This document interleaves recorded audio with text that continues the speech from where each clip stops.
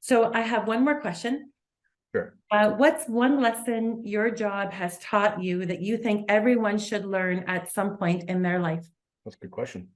This is kind of a culmination of multiple jobs, we'll say. It's just the culmination of life coming to this point and learning things from different areas of, of work, we'll say, from marketing to, a brief stint in the military, owning restaurants, now in real estate and sales is, I think we just have too much.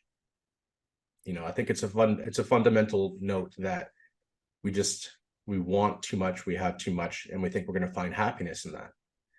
And I just don't believe that to be true. And, me being the weird nerd and, even right now studying classic philosophy, you get more into it. And a lot of times these Stoic or Epicurean philosophers will discuss about having less and being happier.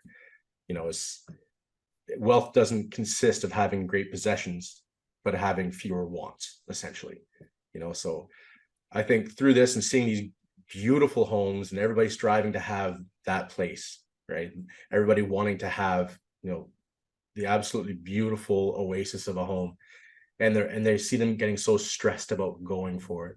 Mm-hmm. So difficult at work to make sure you got enough money to provide, or all these. If you just get happier with less, yes, you'll right. have more.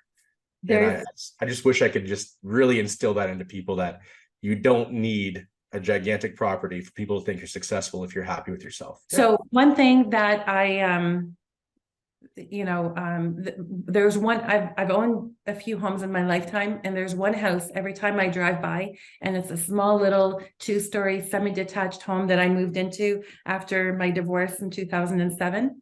Every time I drive by that home, I have tears that come down my eyes because I love that house so much, because it was a house that I lived with my son when he was 5 years old. So it doesn't matter how big or small the house is, it's the memories that you create in that home.